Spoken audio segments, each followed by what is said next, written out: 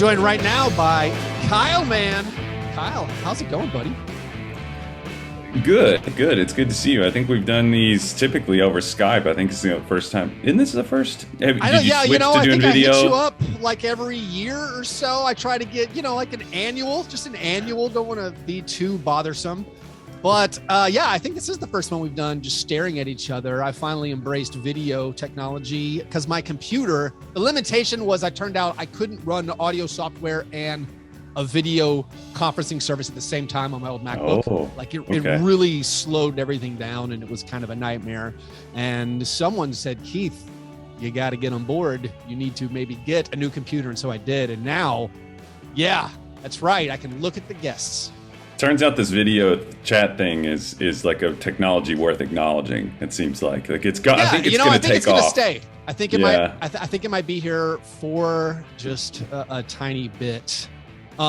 You work for, you make videos for The Ringer. They're very awesome. You also do a lot of podcasts. I, last week, drove to Memphis and I was listening to you. Actually, I listened to you. I'm sorry. No, it was great. Actually, I did a double feature.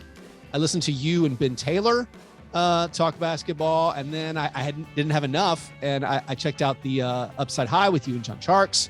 And I was actually listening to you when Waze took me off the interstate because of traffic. We were in a serious traffic jam. It's like, hey, listen, get off here. And I'm always very hesitant to follow Waze because Waze has taken me to dead ends more than once.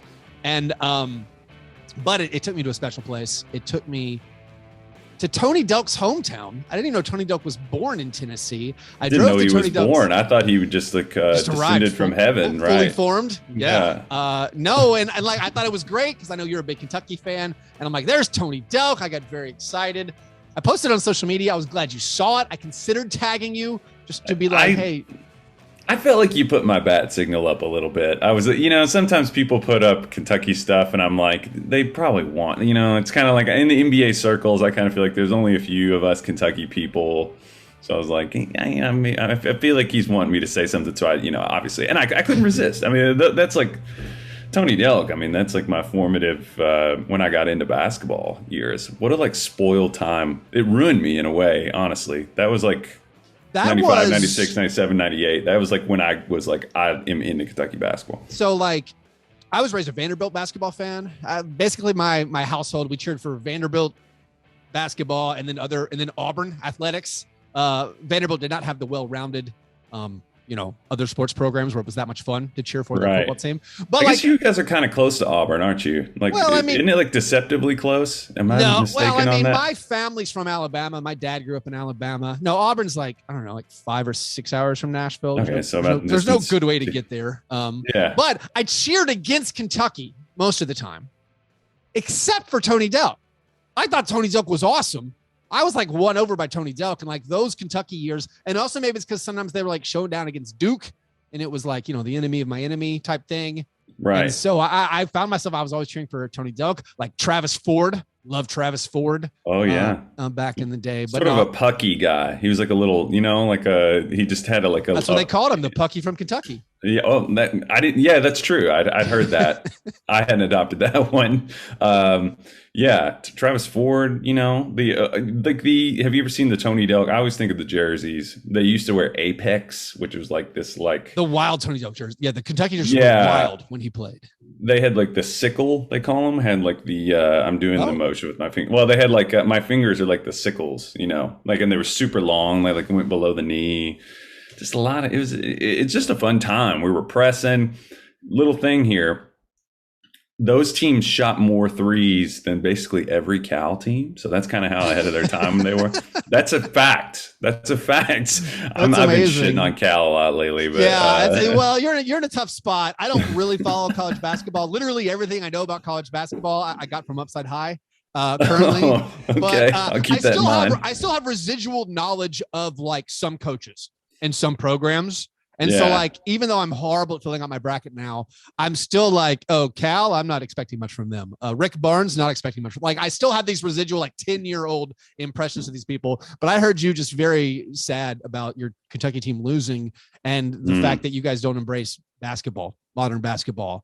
And it seems a little bit difficult. It's hurtful to my heart. It's hurtful to bounce from like the most, because the NBA is like, it's like Silicon Valley. It's like, the ideas are turning over every couple weeks. You got to keep moving. The ideas got to keep moving. And then for me to flip back to this team, the only team in the world that affects how I feel, the only team, literally, like I enjoy, I make this joke all the time. I mean, I go to sleep like a baby after every great game, and I just get enthusiastically, just in a tizzy about basketball in general. But Kentucky's the only team, and at the end of the games, I'll be like, "Damn it, what is wrong with me?" It's a side of me that only comes out when I'm watching Kentucky, and I don't know. It's that feeling that you chase. You're a Memphis guy. It's like there's that hit of adrenaline. And you chase it and you keep coming back to it, even though you're stupid for doing it and you're gonna miss every time. But then that one time you get it, makes it worth it. It's wild because I've definitely have recognized in my aging and in my consumption of NBA, just the sheer volume of NBA, that like I do have so many defense mechanisms where I don't feel it as much. I think it is just aging. I think it's just getting older for me. You keep making a lot of comments about you getting old. You need to. I'm very old, man. Young is a feeling, man. You got a lot. I don't. I'm not sure I'm ready to open my heart up back to that pain. Like when I watch the Grizzlies, I get nervous. There was one loss this year where like I felt it because I can't remember. It was like we blew a big lead, and it was like I had already. If I see the loss coming, like it doesn't hurt me anymore. I'm like, oh well, we're down by 15 the whole game, but that doesn't hurt. But like if when you were up and then like you've already mentally embraced that we're going to win. Like then you get the pain of like, oh, that sucked. Now I'm in a bad mood. And I'm also like, I'm a full grown adult. I shouldn't be in a bad mood after a basketball game.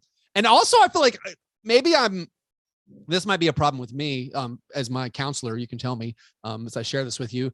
When I think about what the Grizzlies are doing right now, it is all gravy.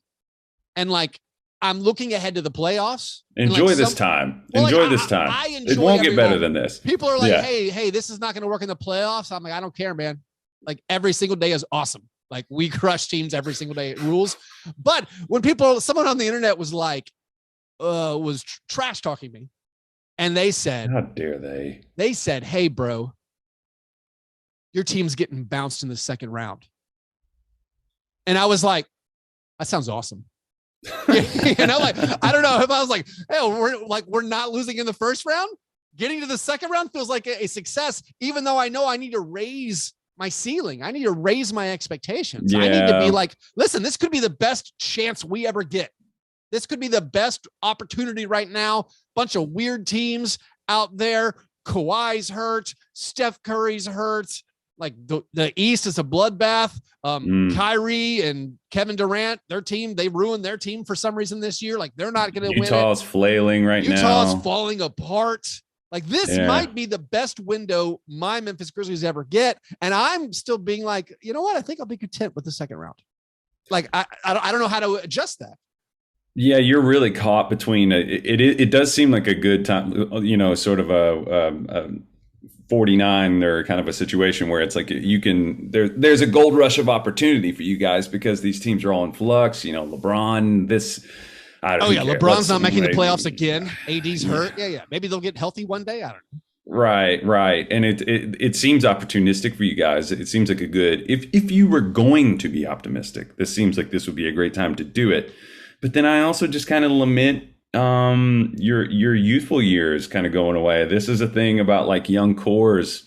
They're just fun. We always think back about young cores fondly. We still think back about them, even if they were shitty. You think about like the Mavs in the 90s, we're always just like, oh man, that Mashburn Jim Jackson kid. It was a total calamity, but we still think about it.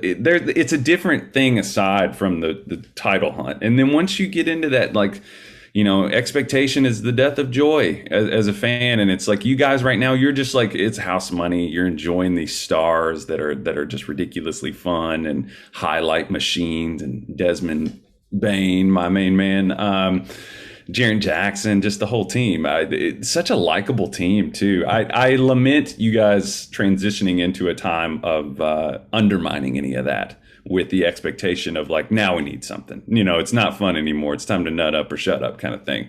Right. So I sympathize with you. I mean, again, so you did not give me the encouragement to raise my expectations. You told me again, just enjoy it, and we'll next year when the over under is at like 55, we'll be like, oh, this is now no longer fun. And these guys start aging up, and the contract stuff starts it's like you can't keep these cheap guys forever. That's another part of these young teams. We definitely have one more year of Dylan Brooks not making money, D'Anthony Melton not making money. You still have Bane on the rookie scale, Brandon Clark on the rookie scale. Mm-hmm. Even though he's like 28 years old, but he's so old. He's just old. He's so old. He misses so many games from soreness. Yeah, he can't play back to back. Year, man. Yeah, it's your third year. We got to talk about your breakfast. We dove in and we got weird, and people get upset if we go any further without talking about your breakfast. Have you had breakfast? Yeah. Kyle, today? Can you share it with us? Yeah, sure. Usually you kind of ask me my favorite. I'd like to hear like a compilation of where we've gone from the first time I did this to where we are now, because a kid has impacted breakfast. I think you have kids, right? I have a 4-year-old and a 7-year-old. Right. Yeah. I mean, it's impacted the sort of just indulgent kind of breakfast that I have a lot of steps and I sit down and savor them. No, we're not doing that as much these days. Yeah. No. So, but today, every once in a while, when I drop my son off for school, daycare, I mean, it's sort of a schooly daycare kind of a thing. On the way back, there's a breakfast place just on the way. And I just popped in there this morning, actually, and had a little avocado toast with some hot sauce. Oh, there you go. And I had a big old cup of black coffee, and I just sat by myself for... it was just 25 minutes. It was quick. We were in and out, and there were a lot of men in their 30s and they're by themselves. Just quietly, just what's that's about. 1,000-yard stare. I just dropped my kids off. This is my 20 minutes. It dawned on me as I was walking in. I was just like, this is really hilarious. It was sort of like it reminded me of when I went to like the emergency clinic and there were a lot of guys in there that looked like me. I was like, oh, this is this is the vibe in here. Anyway, but I was in there and I had avocado toast and some coffee, and I just find like avocado and coffee and hot sauce. Yeah, those three flavors really go together. They're great. They're fantastic. I didn't know about avocados until I think I was 22. Like, did they have avocados when you grew up? I don't remember having an avocado as a child. I didn't know what an avocado was as a child. It exploded. I mean, I think the avocado lobby has had a lot of success in recent years. Yeah, they've been really killing it. It's there. I'm sure there are like whole subreddits about avocado, but it was. It's a food that's come into my life. I think my wife ate it and kind of maybe got me going on that too. But I didn't know about it growing up either. I was a rural boy, and we didn't eat none of them damn avocados out there. Yeah, I never heard about avocados. Also never heard about bagels until I was in college. Anyway, let's talk about basketball. You said your guy Desmond Bane. Real briefly before I focus on something non-Grizzlies. What's your impression of Desmond Bane going into the draft? The Grizzlies didn't really have a pick around there. The only name I heard when I was like, hey, who can we get late first, early second, who might be any good? Everyone's like, oh, you hope Desmond Bane falls. And then it turns out we got Desmond Bane, and it turns out he's incredible. He's averaging 18 points per game this year. He's 90% from the foul line, 43% from three. And everyone's like, oh, it's really stupid that no one drafted Desmond Bane. So like talking shit to LeBron and nobody's scared of them footsteps, all that stuff. It's unconscionable that he fell that far. I can't. I was shaking my head and like stammering as you were saying that, just because I still can't believe it. We're this far away from it. Like coming into the draft, everybody that I trusted was like head over heels for him. I had somebody text me and be like, hey, stop talking about Desmond Bane on Twitter because they wanted to draft him. They didn't get to. The first time I watched him, I was just like, what? Why is no one like there was a concentrated group of people who were really into him. I mean, I love the dude. He just struck me as like a modern a power wing. Is that even a word that we're using? I don't know. I know we have power guards. I like it. What does power wing mean to you? What's the power beyond the biceps? The thing that really got my attention is that when he would check rollers, like when he would check the roller in college, there wasn't any more rolling. I mean, the roller would be like, who is this? What? Like, they'd just be like, he just has this build and he's clever positionally, defensively. If he gets in front of you, you're not going through him, and he shoots the shit out of the ball. I keep cursing on this pod. I don't know if I'm supposed to be doing that. I'm going to put an expletive tag on it, but thanks. Sorry about that. What's not to like, man? And then in summer league, he started to show some flashes of the on-ball juice, as we've been saying. I mean, he's starting to he can hit that dribble pull-up three, which is huge. He's starting to make those kind of simple roll things, and then he transitions from just a guy who's coming off screens and shooting to you can move him onto the ball, and that's big for the Grizzlies' pliability offensively in the playoffs, which is what you want. Yeah, him going from 9 points per game on 47% from the field, 43% from three, to 18 points per game on the exact same splits, and actually it increased his free throw percentage. It's kind of incredible. And then last year he couldn't dribble.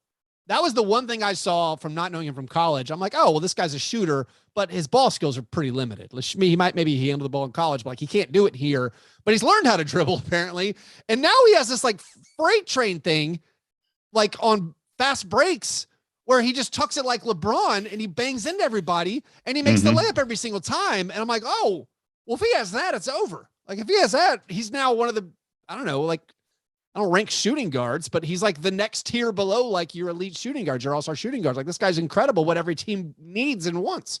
Yeah, kind of Eric Gordon-y a little bit. I always think about, Gordon has that same kind of body type, and always was just kind of hovering in that, who's pretty good? He was just one of those kind of players who can hang with anybody on a given night. I think part of the thing too for younger players, given he was in college for a while, he's not a baby, but I think just the speed of the NBA game is something that maybe can get underestimated. I think it can create the appearance that somebody is maybe doesn't have skills, but I think as the brain slows down a little bit, you get acclimated to the speed of the NBA game, and then you're more comfortable attacking. I think I've seen some of that with him. It's not like he just overnight was just oh my God, I can dribble. It's you're sort of the applicability of your skills becomes more realistic as the game slows down for you, in my opinion, when I watch younger players. And I think that's happened for Bane. Love Bane.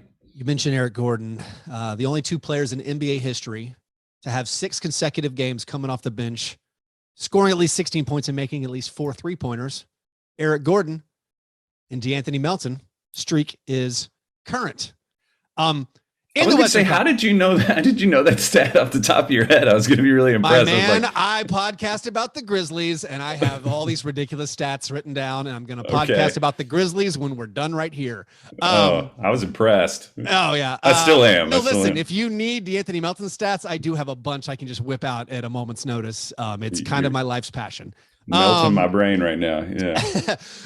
When I think about the Grizzlies and the Western Conference, and they're the 2 seed, I'm curious, what do you think, as far as which Western Conference teams are you think the most safe to get out of the first round? I'm not going to be stunned if the Grizzlies maybe lose a first round series. If they play the Clippers, who have Paul George, all right, it's not a great draw. That's kind of upsetting. But we assume the Suns, everyone assumes the Suns are the best team in the West, and they're going to win the first round series pretty easily. But which other 3 teams do you feel the most comfortable if you had to stake, money on it? Which other 3 Western Conference teams do you think are the most likely or the safest bets to get to the second round? Yeah, I was going to say that my Suns people, I have to do right by them because they've been a little chirpier this year, little better. They make sure to acknowledge that they're good, and they will why get not? out of first round. Right, so incredible. They are good. They've earned it after some wandering in the wilderness.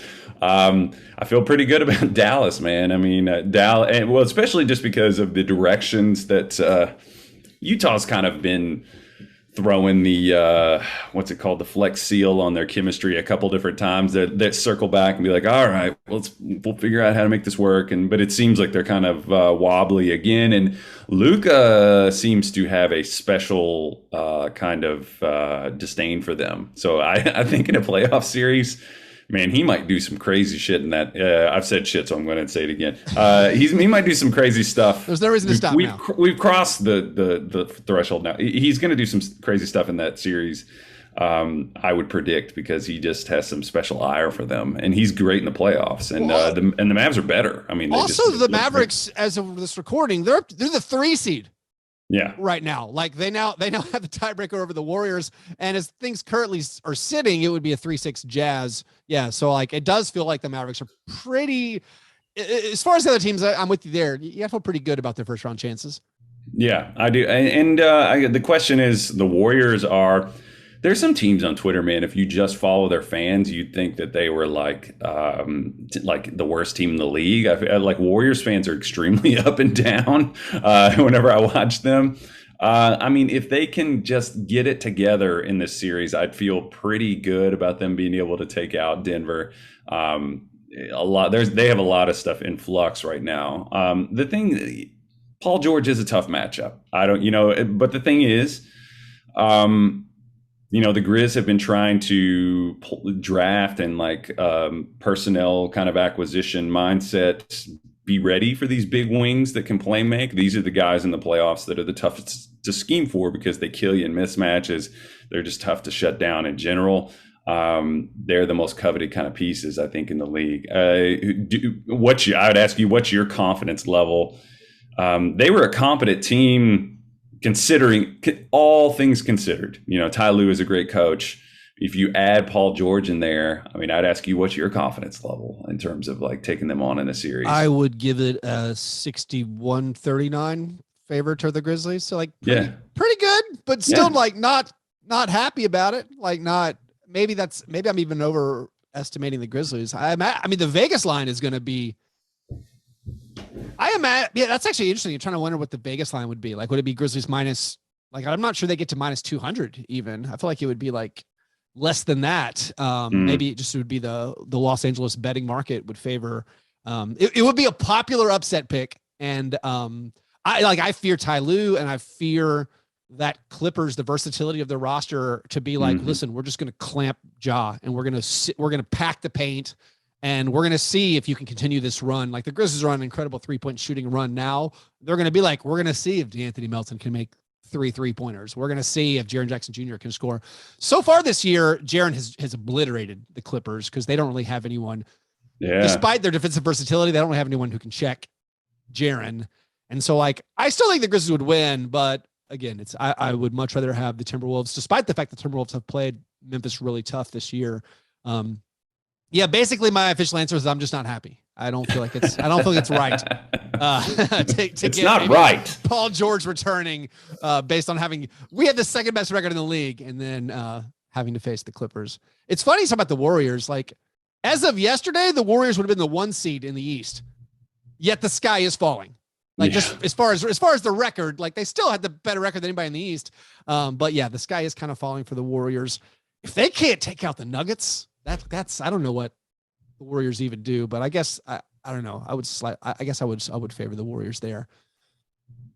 Going to college basketball. We'll finish with this.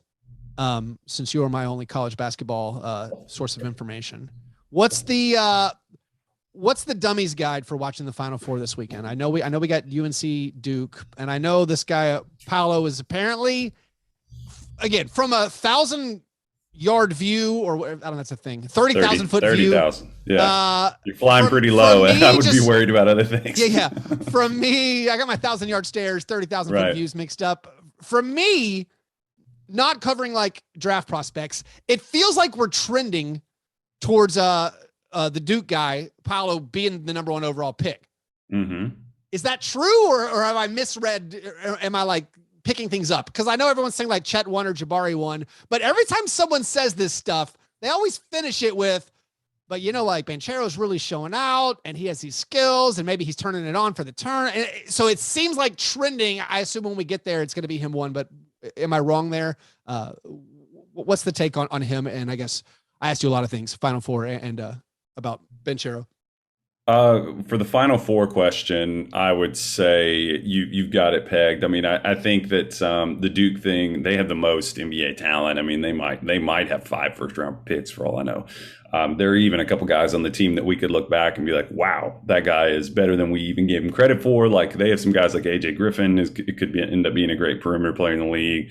Wendell Moore has shown all kinds of stuff. Mark Williams is kind of playing himself into a conversation where, I mean, he could climb crazy high. He's a really impressive guy that could be a good interior defender in the league. He's huge. He's a great lob catcher. He protects the rim, disruptive. But Paolo is the story. I think you're right about that. It's been an ebb and flow where Paolo, before the season, I had him number one. I've been a pretty passionate Paolo fan for a while now, even going back. I'm do the hipster thing. I've known about him for a long time. He's a good player. He's been on the radar for a while. And in the beginning of the year, we kind of started to see some pain points in his development where we were like, I don't know, start kicking the tires, poking him with a stick. We're like, is he really what we thought? Over the course of this season, the narrative, you've got it right. The narrative has kind of shifted back to, and I do think that this is accurate and fair and probably ultimately right based on my feelings on these prospects at the top. I had moved Jabari to 3 by January pretty solidly. John and I agreed on this. And then it became a thing of I had Chet number 1 pretty solidly. And then around February, I started to think like, it's a Chet Paolo sort of dance at this point. And now I think he's shown things that I don't think are like, we're freaking out in the moment. I think that he's shown things that are very relevant to like the questions about his development that I think are like jumping off points that aren't unreasonable. Like I think that he has shown the balance between his playmaking and his scoring. I think the shooting is a big question now. If he's going to be like a solid, dependable dribble pull-up shooter or a catch and shooter, you're talking about a franchise level player, man. I mean, he's really talented and he's huge. He is off the dribble wiggle, which Jabari doesn't have. And he's super impressive. Yeah. How do they, this is a real remedial question, but how right now would you guess those top 3, like Paolo, Chet, and Jabari, how do they stack up in like the context that I can understand versus last year's draft class of like Mobley and Cade and Scotty Barnes, who look historic in their talent levels? My feeling is that this draft isn't quite as good as last year's draft, but I mean, I think that Chet is probably, in terms of like offensive contribution, probably near what Mobley is doing. In terms of like, we're not totally sure offensively. We feel pretty confident about them. I think that Chet's like shooting mechanics and stuff, I feel like are a little bit more, you can become a believer quicker, I think. Whereas like Mobley, I believe in it, but it's a little more, some other things have to play out.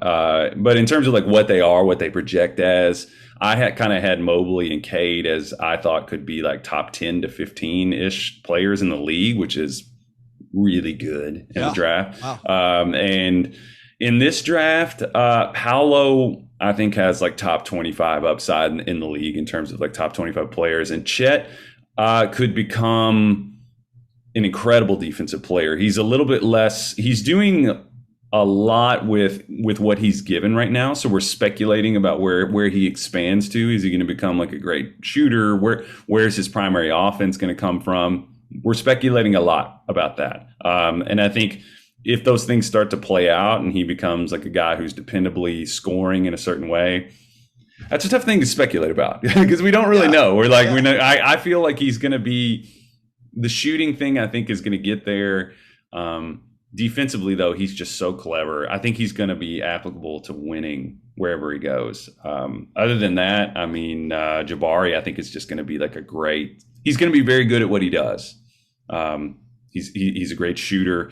I just don't know about him being like a superstar creator type player. So gotcha. I don't know. Does that answer your question? Yeah. Maybe. Yeah. That works. I mean, I'm probably not going to retain any of it until draft night when I'm like, oh, I remember hearing about that guy. No, Kyle, thanks so much for coming on. I recommend everybody check out Upside High. Your last podcast episode, it's pretty emotional. It's very honest and I don't know. I avoid honest conversations, and that one really was. Highly recommend. One of my favorite podcast shows to listen to. Also, I see you have a video coming out on the greatest NBA player from Nashville, I believe, Darius Garland. The Brentwood pistol ever. Yeah, he's good. Is he the best ever from Nashville? Is that true? I looked it up. I think it's not Ron Mercer. It's not Brandon Wright. I forgot Kentucky. Yeah. Brandon Wright, Brentwood also, I think, right? Brandon Wright. Yeah. Same high school. If you count Charlotte, Tennessee, which I don't know where it is. Drew Maddox, isn't he from Nashville? Drew Maddox, I believe, is still coaching in Nashville. Yeah. Oscar Robertson was born in Dixon County, which is not too far away. So if that counts, we can the Big O would be the best. But I think it's Darius Garland. I mean, interesting. Wow. Okay. Yeah. He's good, man. He's good. Yeah, I got that video coming out. I did a mega dive on him and his leap to stardom. So well, perfect. Well, thanks, Kyle. I encourage everyone to check those things out, and I look forward to the next time have you on. I love coming on, man. Thanks for having me. All right. Thanks, buddy. Yeah, my pleasure.